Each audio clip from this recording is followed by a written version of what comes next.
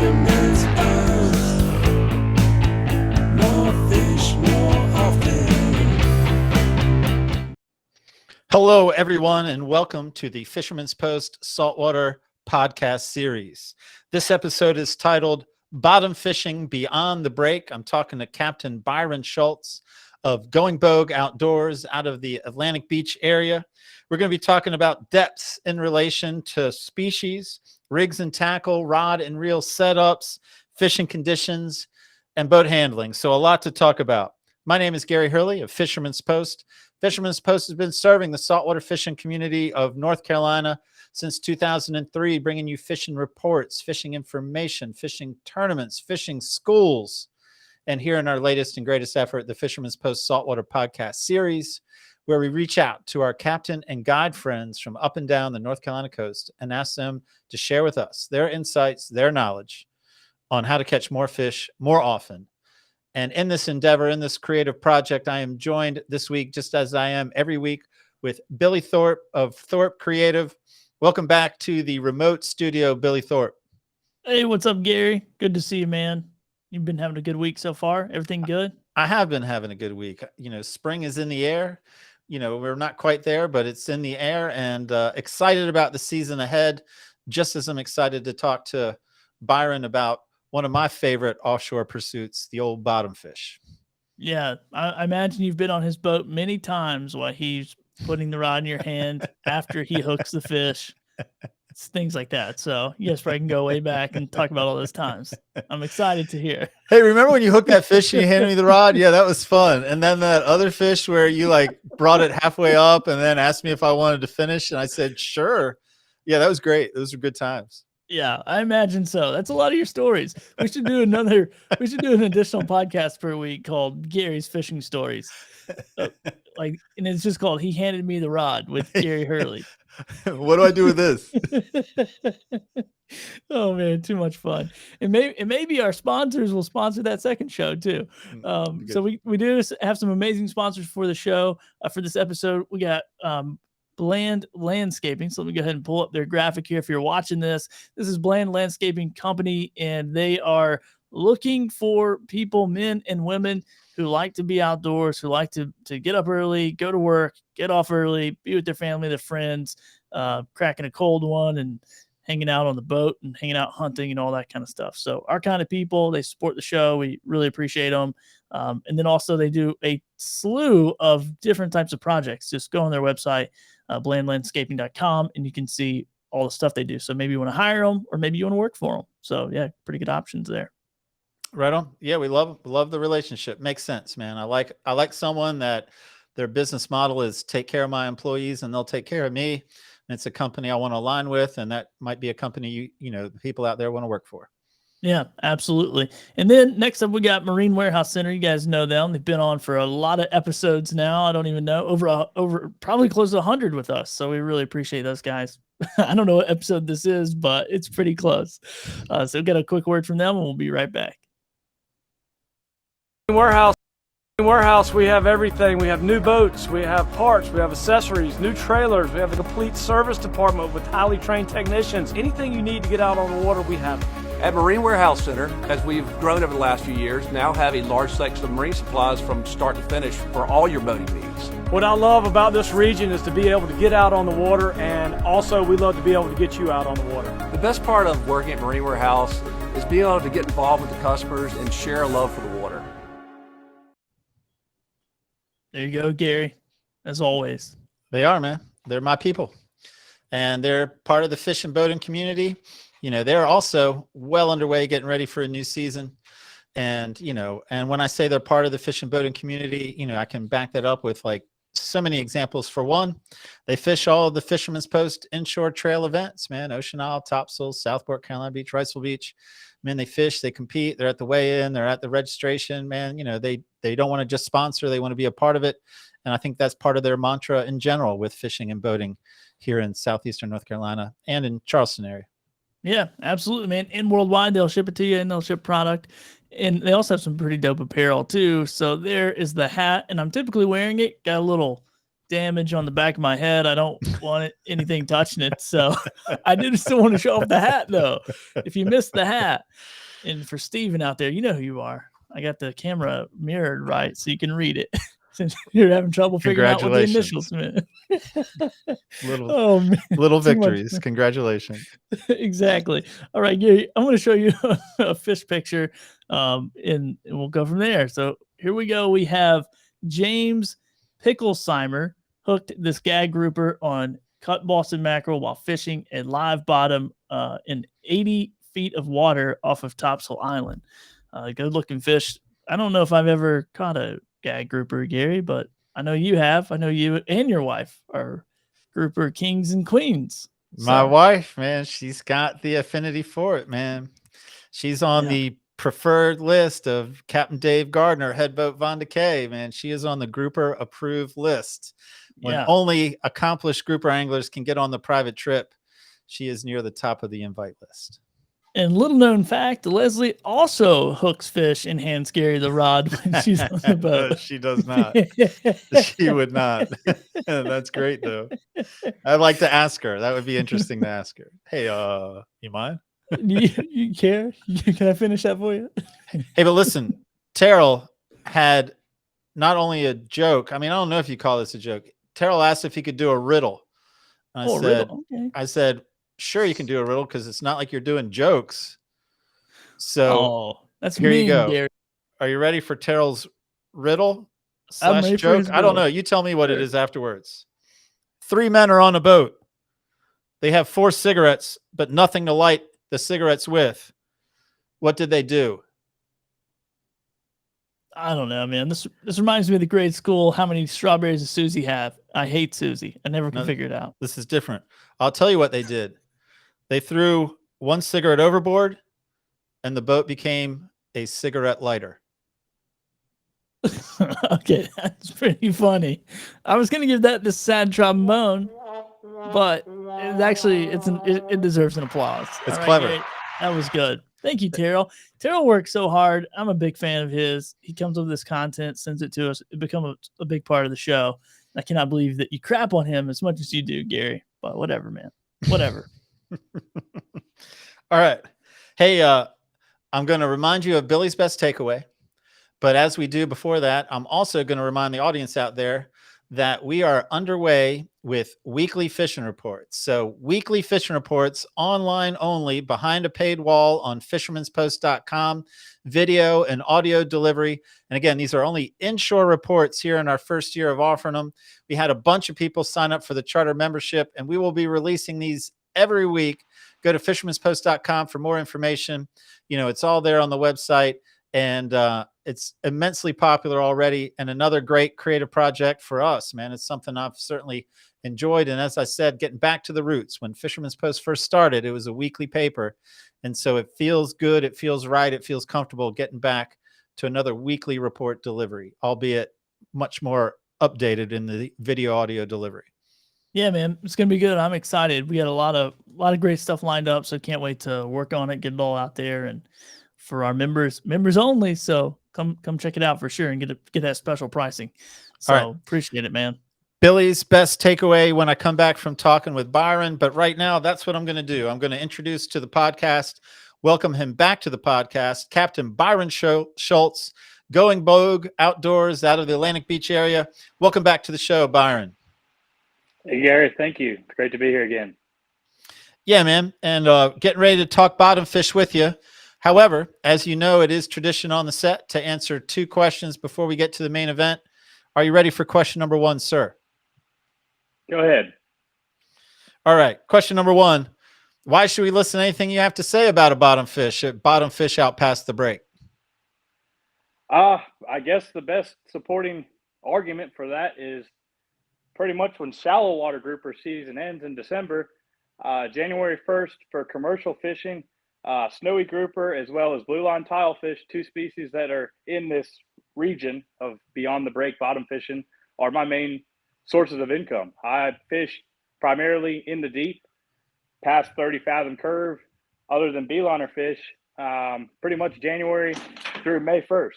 And that is a big chunk of time out of your year to just be surviving off of pretty much only 4 or 5 species. Man, all right. I'm intrigued. I love this idea. When you threw it out, I love the idea. So I'm looking forward to hearing what you have to say, even being part of this. But as it goes, there's question number 2, a non-fishing related question. And I have to set this up. Originally, I think we were playing around with the word targeting bottom fish in the title. So I was thinking targeting bottom fish is like shooting fish in a barrel, meaning it's very easy. I would like you to tell me, of these 3 questions that a significant other can ask you, which of these 3 questions would you call the easiest to answer? Are you ready for these 3 questions? Go ahead. Is it easy to answer, what do you love about me? Is it easier to answer, what are you thinking? Or is it easier to answer, tell me the truth, how do I look in this? I'd say the easiest answer is the third one, as long as you're not honest. All right, fair enough. Hey, man, bottom fishing beyond the break.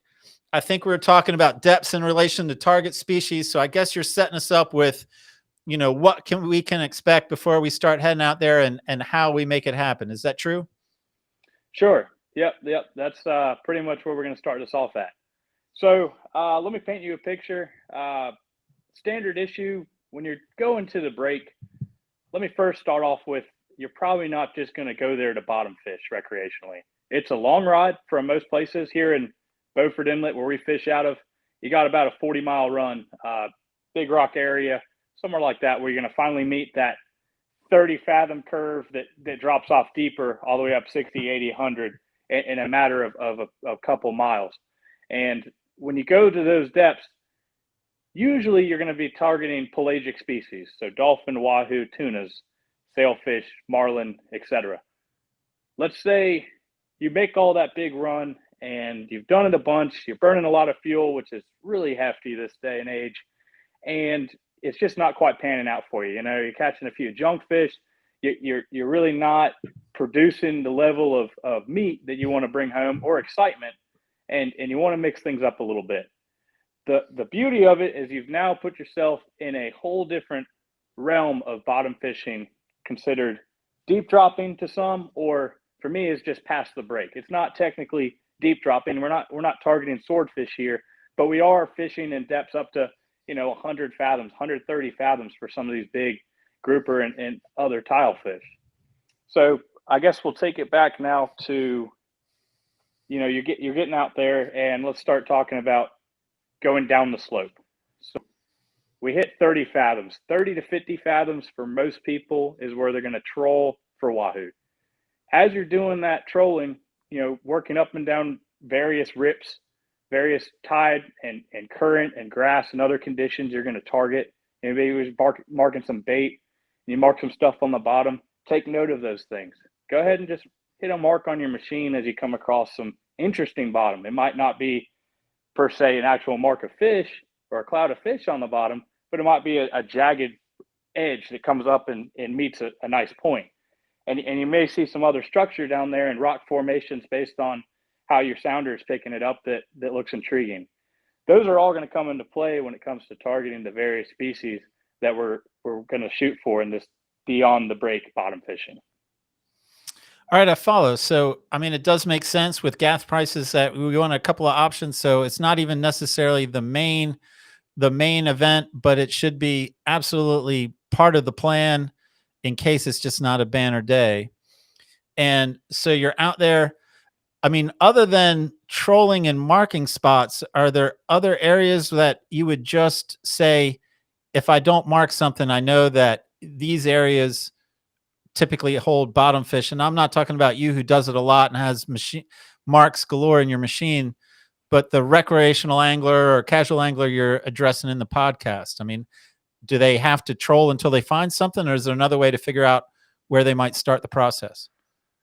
I would say, in my history of gathering thousands of now waypoints of different various bottom structures that have held fish, the number one way of me finding them was based on just trolling a certain rip or following a tide break. Now, it depends on the level of transducer you've got on your boat to where you can actually mark something or not. For a long time, I had a skimmer transducer on the stern of my boat, and that just really didn't cut it when it came to past 50 fathoms actually being able to pick up the bottom at all. So, in essence, if you're shooting between 30 to 50 fathoms, 180 feet to about 300 feet, as long as you find something interesting on it, there's no shame in just trying to drop a bait down vertically out the drift and just hit the bottom and fish along a ridge while the current takes you along and see what you pull up. I've had more often than not times where I've been re-rigging something or shifting gears from going from trolling for wahoo to bottom fishing and going ahead and putting the rod out, and I've been surprised more often than not that I find some sign of life.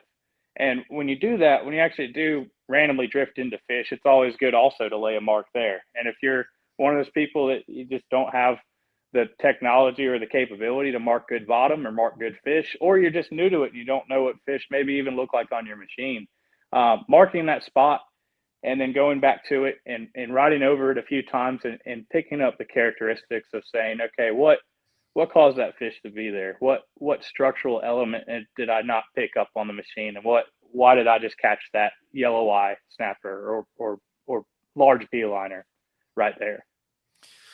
So I follow that. So maybe I also just need to back up too, because like you do have a commercial license, but most people listening to this podcast, watching this podcast don't.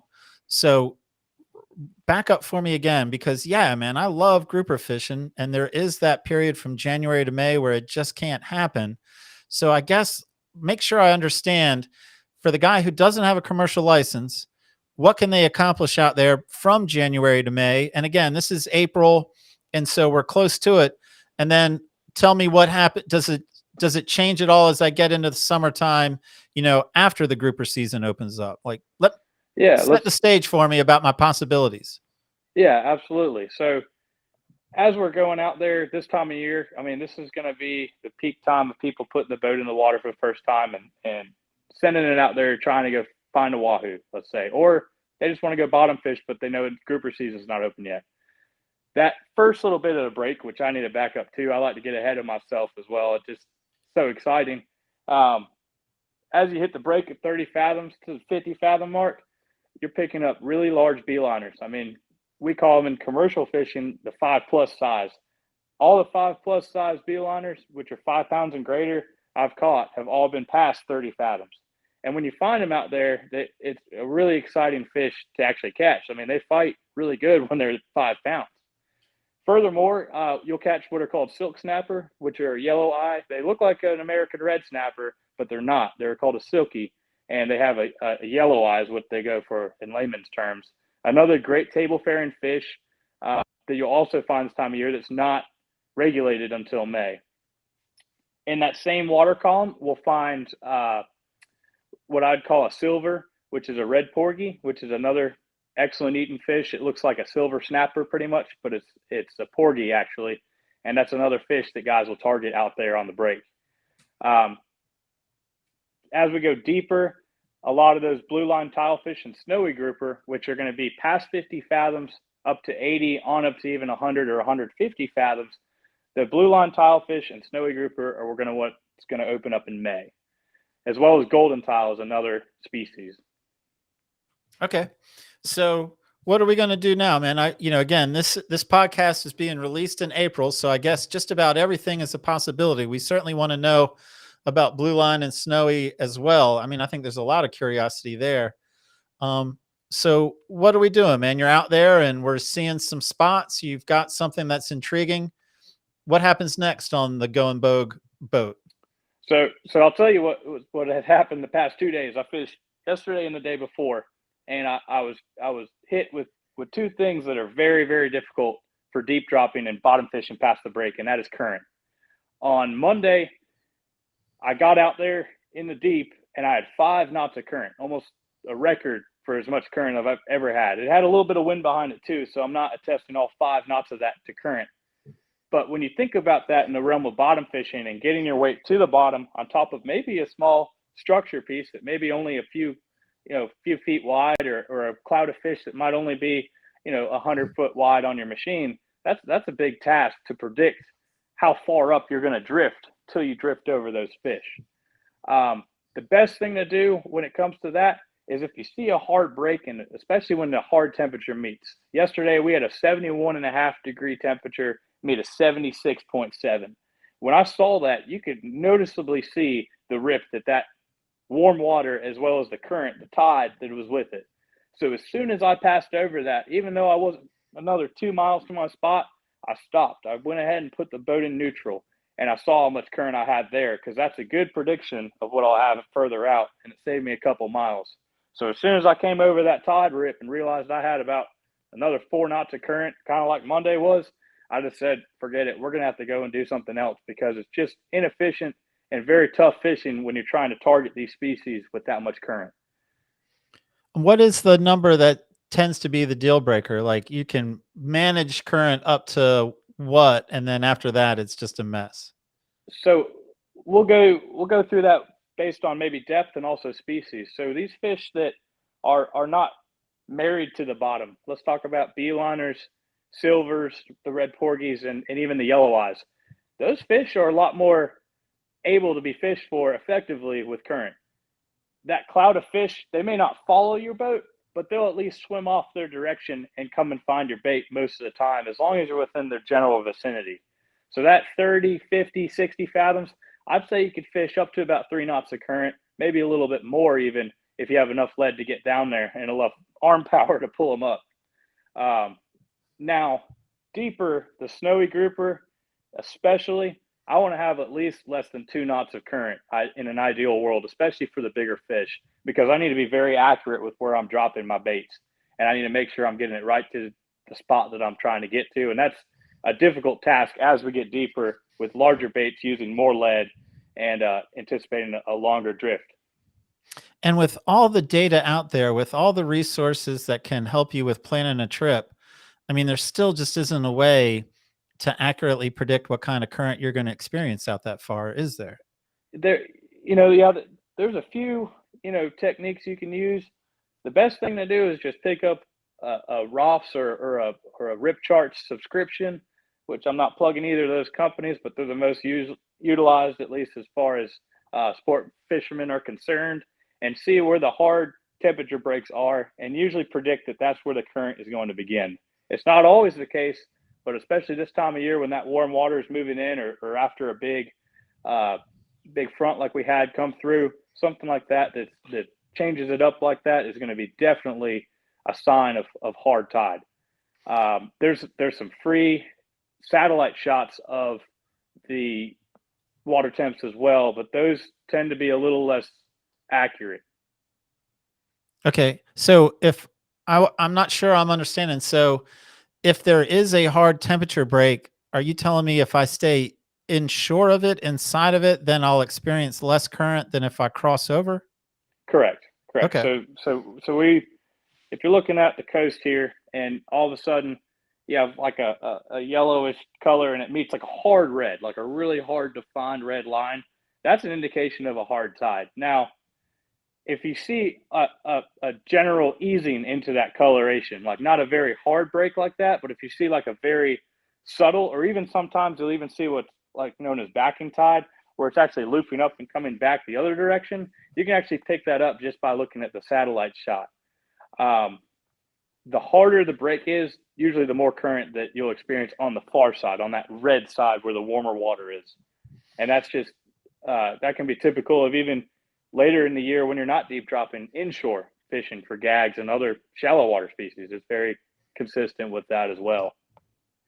All right, man. So we have a fishable current. We've got options. It sounds like some options up the water column just a little bit, and then other options right on the bottom. And I'm on your boat, and what are you putting in my hand? Like what's the rig or rigs that you like to have sort of at your disposal to see what's going to work best that day? So the beauty of deep dropping is a lot of spots that hold fish hold a multitude of fish. My snowy grouper numbers hold blue line tiles. My red porgy numbers hold beeliners and groupers, and maybe even a tile. So there's a mixing and mendling that we kind of experience in these deeper depths.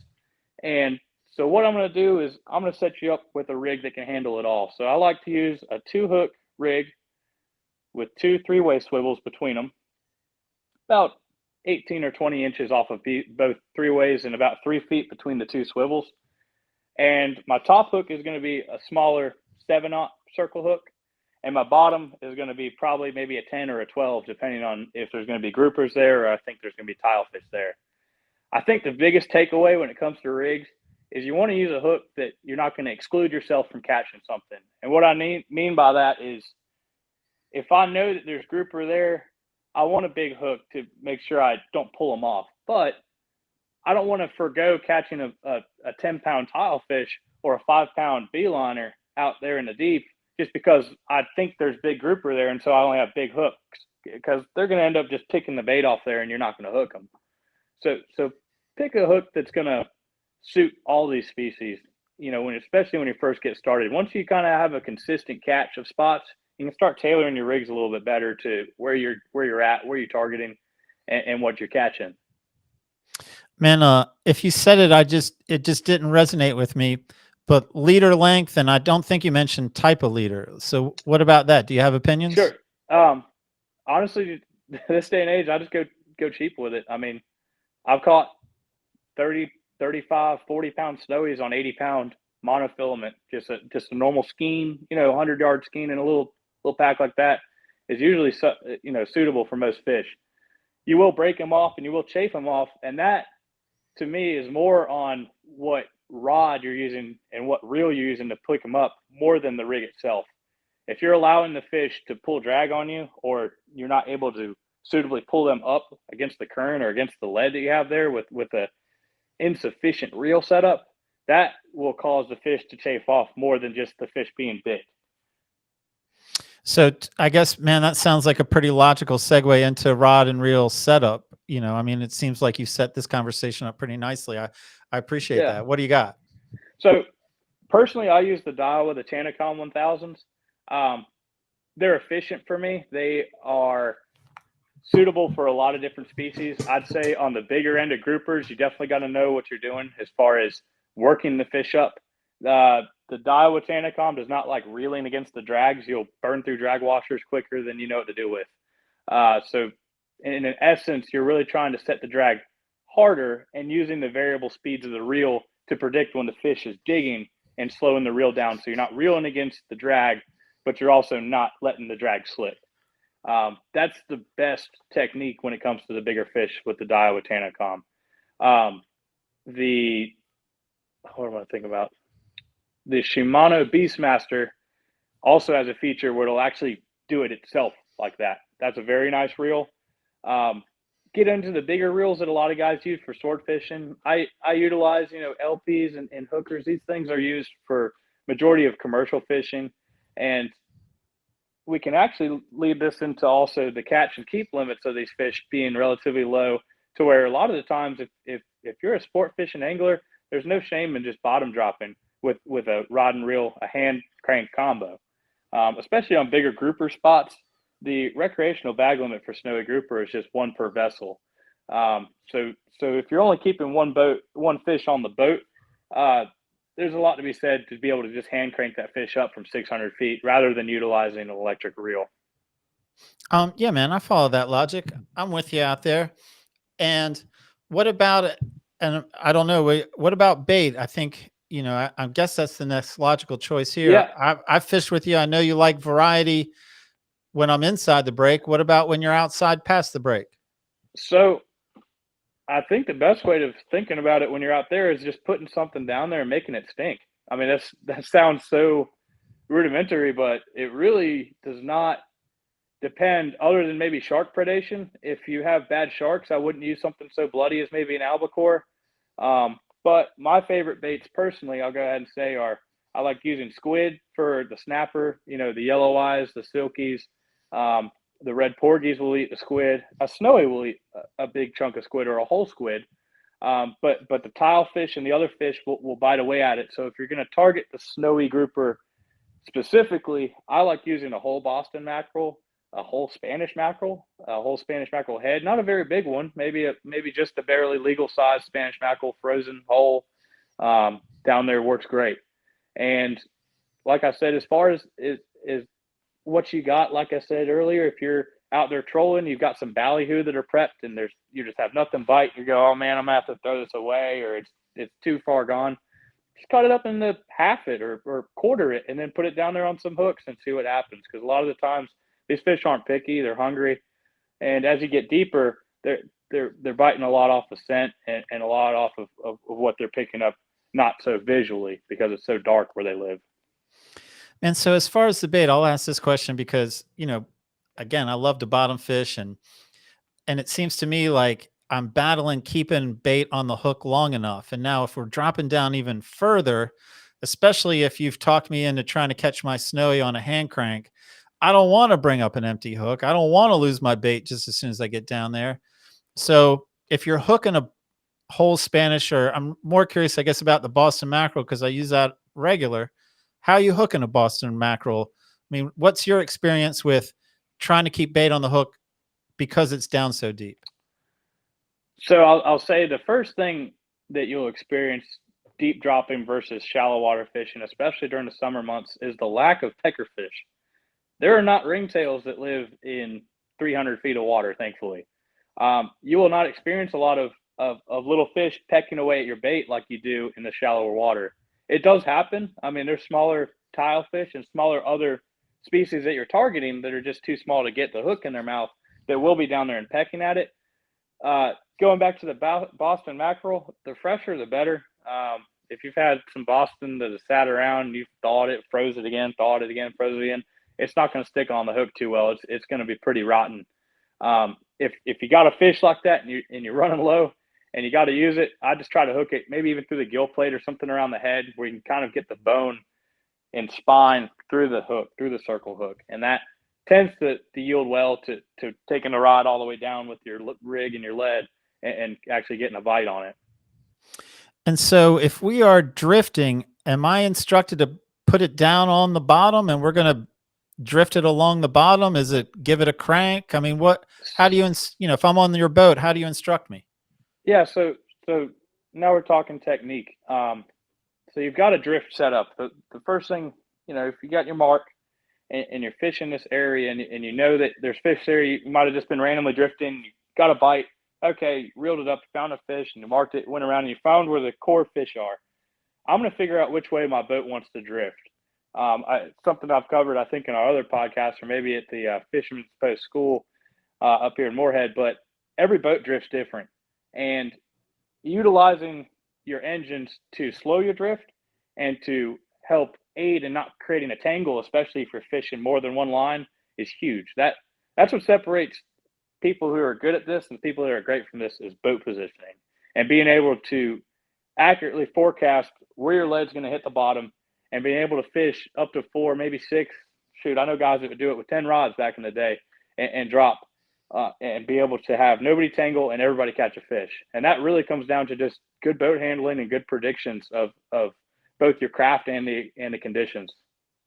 Is your goal for me to, if I'm on the boat, for us to drop right down on the spot, or is it to get it down to the bottom right before the spot? I mean, are you trying to nail it perfectly, or are you allowing for some time to get into position? I would say that for me, it's current predicting. So I'm going to try to hit it before the mark. If I'm drifting in heavy current, 2.5 knots, I want to get it down a little bit beforehand. And then maybe I'll instruct everybody, if we got a few rods running at once, I run up to 4 on my boat, everybody to pull up just for a second and then drop again. Because I know on my machine, I can actually see the lead hit the bottom. And then so if the lead's here and you're paying out line, it's sitting on the bottom, I'm drifting away. And then I instruct everybody to pull up. We drift and I can see that the marker's right here. And I can see everybody and I say, okay, drop, and we can hit it that way. Now, if I've got current where I'm dropping in 600 feet and I'm only drifting 150 feet and the time it takes to get down and catch a fish and pull up, I'm going to just try to hit them right on the head. Dragging the weights across the bottom will deter, sometimes it seems to deter the snowy bites. The other fish, the snappers and even the tile fish tend to not care as much, but definitely with the larger grouper, you're going to notice a decline in your number of bites and your actual catching of a fish when there's a lot of current like that and you're having to drag that weight across the bottom. And so I mean, I think you kind of alluded to this just at the beginning of that sort of follow up, but like ideally I'm up and down, right? Ideally my line is up and down. It's not at an angle. Right. And so I guess my question is, how much angle is too much angle to truly be effective? And if I am having angle, is there a way to correct it without bringing it all the way up? So yes, if you hit the bottom and your boat is drifting faster, because sometimes the tide, for the most part, it's experienced up top, and your line, that's the biggest thing. Your line will catch the current and scope out way big. So that's when you don't even hit the bottom when it's so rough. But say it's 3 knots of current, you're drifted away from the spot, your lead's still back there. Trying to back the boat up and getting vertical over it is a huge component of making sure you're getting bites. I don't bring a protractor on the boat. I don't know the optimum angle for line angle as far as getting down to the bottom, but I try not to have the boat, or I try not to have the line sweep under the boat to any way that a rod will chafe it as it comes up. I want to be vertical enough to where I'm only just maybe within a foot or two of the line being straight down if you're looking at the surface of the water. And if we're targeting some of the fish that aren't right on the bottom, is that where you're seeing on the machine and then you're basically telling me, give it 4 cranks, give it 3 cranks? Correct. I mean, are you Yeah. sort of guiding us along on that in that capacity? Right. And for the most part, I just have people hit the bottom, and a lot of times the fish will follow it down. But if there aren't any action on the bottom, I will tell people, okay, let's pull up on the Tanacom. It's all in meters, so I'll say let's pull up 5 meters. If you're at 180, let's go 175, or let's go 160. Let's go up 15 meters, and that is a great way to target those fish that come up the water column. And you'll notice, a lot of the times too, you'll actually be able to get them to come up a little bit more and more off the bottom, to where you might only have to drop halfway down the water column at some points. And that's great, because you don't have to make as long of drifts, you don't have to drop as far, and you're still able to catch fish. The fish will start picking up on you dropping on them too, especially, and they'll start biting it on the way down. So if you're pulling up and you're not feeling a bite and you're hitting the bottom every time, try stopping it earlier and seeing if they're biting it on the way down, because you could be just missing them because they've learned that, if I eat it on the way down to the bottom, it doesn't pull me up like it did Jimmy. And that's one of those things that it's kind of trial by fire, and you can kind of either pick up on it, or it might just be the fact that they're just down there and they're just swipers. It might be a heavily fished number. They might be educated. So yeah, I was wondering, I mean, I didn't even know if this was like a logical, sensible question, but it was like wondering, all right, if I'm out there and there aren't the pesky peckers out there, like, are most of the bites significant bites? Is that what's happening? Like, there's like no doubt, or am I still very much like at risk of missing? So I think the biggest component to the strength of the bite is how much current there is, or how the conditions are that allow for me using the least amount of lead to be able to hit the bottom. If I use 6 pounds of lead and a 2-pound beeliner is down there pecking at it, or even biting hard at it, odds are I won't feel it. If I have 20 ounces of weight in the same spot with no current, and I get down there still, and that same fish bites, I'll probably be able to feel it, and I'll probably be able to catch them. And that's just based on how much lead you need. I've had to use 15 or 20 pounds of lead before fishing in the deep, in very unideal conditions, just because certain people on the boat wanted to go catch that specific fish, and that's what we were going for. It can be done. It is not effective, and it is costly in fuel, having to make, third or half mile drifts every time and running back to the start point and trying to make a good drop. And then you said that sometimes it's sharky out there and just sometimes it's not. I mean, that's just a factor that you deal with perhaps. Yeah. And is it shark on the bottom, or is it shark with the fish struggling on its way back up the water column? The thing about shark predation out there is it seems to happen when you got a lot of fish that are jumping on your rod a lot and you're not being able to get them up. And I get it. The sharks are there preying, they're predators out there on these areas, and they pretty much have a rattle trap pulled right by their face. You got a perfect shark bait coming right by their nose. Majority of the time, it's going to be halfway up the water column or even up to the bottom of the boat. I've had them eat it right at the surface before, and it seems like if there's one, there's going to be 4, it's going to be 10 in a matter of drops. So is not always that bad, but especially in the winter months here, there could be times where I've sat there and looked around the boat and I've counted 20 or so sharks right there on that one spot. Holy, all right. Yeah. Most of them, there is no foolproof way of dealing with shark predation other than moving. And when you move, if you're in the same water column and the same water, odds are they're going to follow. Even if you run a couple miles, it'll only take them a little, a little bit of time too to find you. So I guess another one of my follow-up questions goes to like boat handling, boat positioning.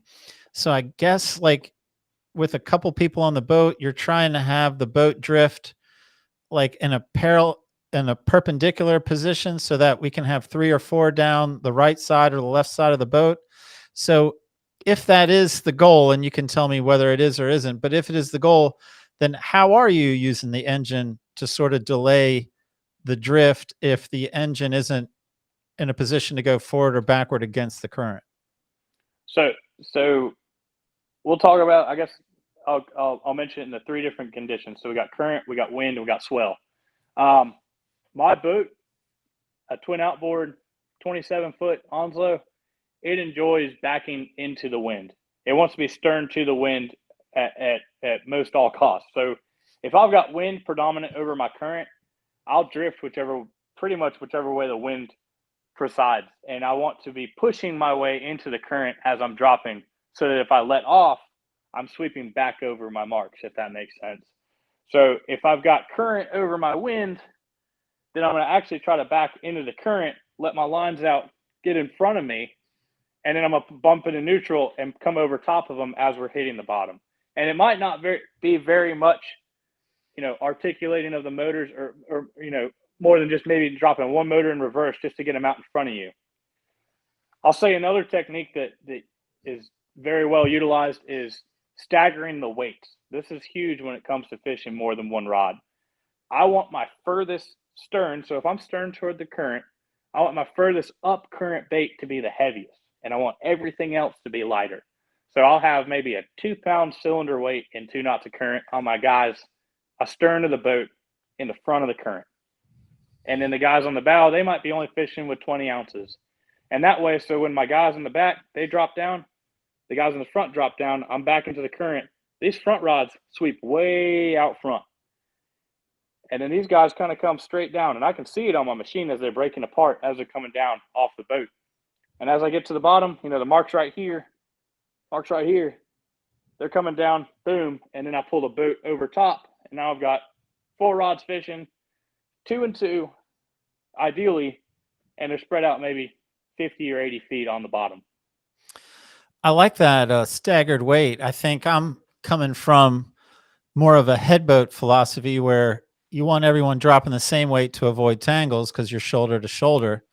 But Right. on your boat with 3, 4 anglers, that makes sense. The heavier weight closer to the current and then a little bit lighter weight just to help avoid what you're trying to avoid on a headboat with everyone having the same weight. Right.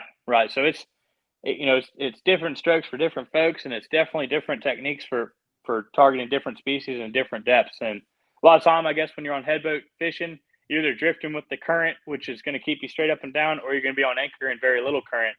Or even if you have a little bit of current on anchor, if everybody's got the same weight, ideally you're going to be dropping and hitting at the exact same shoulder width you are apart. All things equal.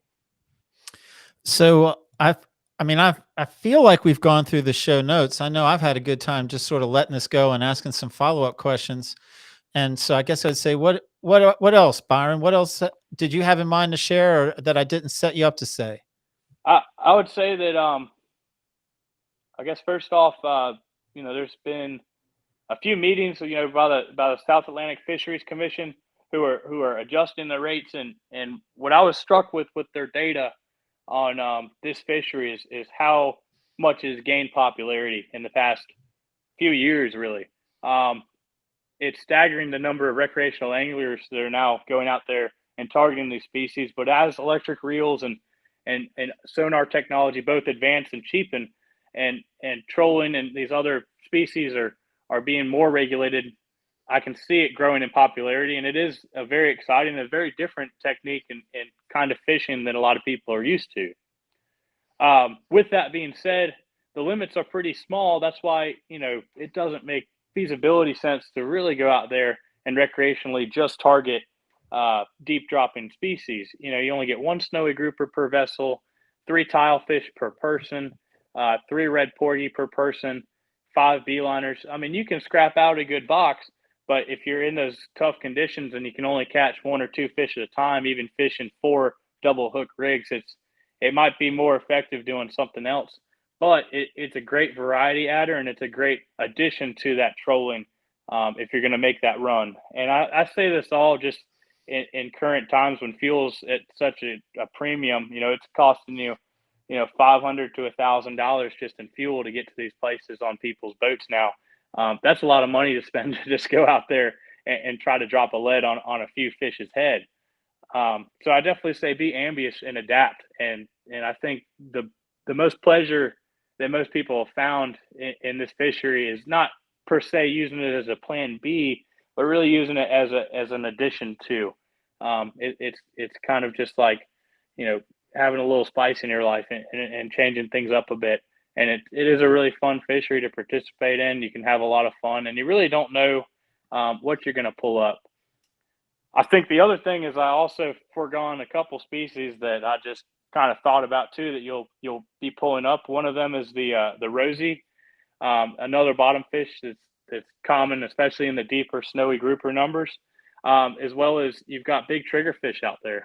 I've caught in 45 fathoms triggerfish that are up 10 pounds out there, and plentiful of them.